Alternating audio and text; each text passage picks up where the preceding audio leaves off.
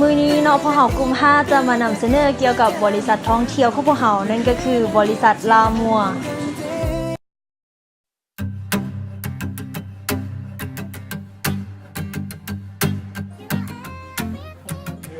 สวัสดีข้าพเจ้าชื่อนางกินาคังสิทอปัจจุบันศึกษาอยู่ที่มหาวิทยาลัยสุพรรณบุรี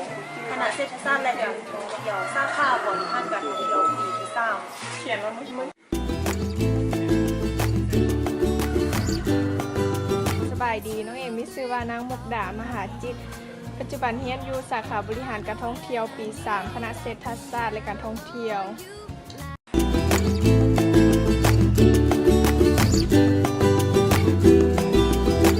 สบายดีน้องมีชื่อว่านางแซงมณีส้มสวัสดิ์เรียนสาขาบริหารการท่องเที่ยวคณะเศรษฐศาสตร์และการท่องเที่ยว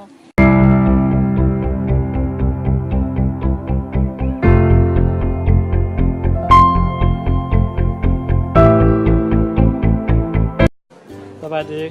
ข้าพเจ้าชื่อท้าวสุวรรณวงศ์ปจิเรียนอยู่มหาวิทยาลัยสุพรรณวงศ์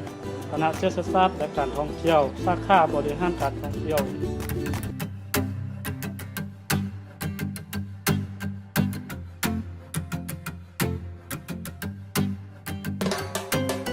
สบายดีข้าพเจ้าชื่อท้าวบุญประดิษฐ์แก้วศิประเสริฐ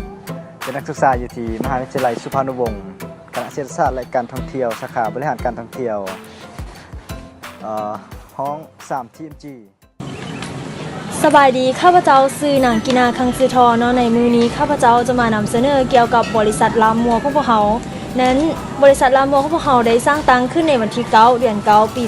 2009จะตั้งอยู่บ้านวัดธาตุน้อยเมืองไหลแขวงโลหะบางซึ่งเป็นจุดใจกลางของเมืองโลหะบางเลยบริษัทพวกเราจะตั้งอยู่ไกลกับเส้นทางใหญ่เพราะฉะนั้นจะเห็นได้ชัดแล้วก็เข้าถึงได้สะดวกสบาย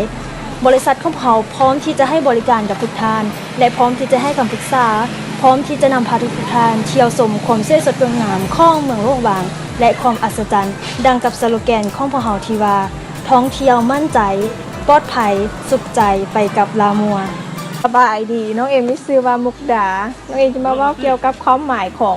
ชื่อบริษัทลามัวนี้มีความหมายในภาษาฝรั่งเศสมีความหมายที่ดีเป็นว่าความหักในอย่างหักในการบริการหักในการท่องเที่ยวหักในการนำพานักท่องเที่ยวไปยังที่สถานที่ต่างๆเช่นสถานที่ธรรมชาติน้ำตกตาดสถานที่โบราณสถานจึงมีคุณค่าของพวกเขามีการบริการที่ดีและประทับใจเห็นแก่ลูกค้าบ่ว่าจะเป็นความเป็นกันเองความภูมิใจและความปลอดภัยที่มีเห็นแก่ลูกค้าที่จะมาใช้บริการและต่อไปนี้เนาะก็จะมาแนะนำเกี่ยวกับโลโก้ของบริษัทลามัวของพวกเขาเนาะก็คือนี่เลยนี่จะเป็นโลโก้ของทางบริษัทของพวกเขาเนาะซึ่งจะประกอบมีหลากหลายอย่างหลากหลายสถานที่ที่เป็นชื่อเสียงแล้วก็มีความสำคัญต่อกับเมืองโลหะบางเช่นว่ามันก็จะมีภูผาป่าไม้ใต้แม่น้ำคลองและก็แม่น้ำขานที่ไล่มาจอดเข้ากันจะมีถ้ำติงพระธาตุภูซี่แล้วก็วัดเสียงทองวัดแสนแล้วก็จะมีปูเหยื่อย่าเหยื่อที่เป็นพระบุรุษของสาวโลหะบางตามความเชื่อของสาวโลหะบางในสมัยก่อนที่เชื่อว่าปูเหยื่อย่าเหยื่อเป็น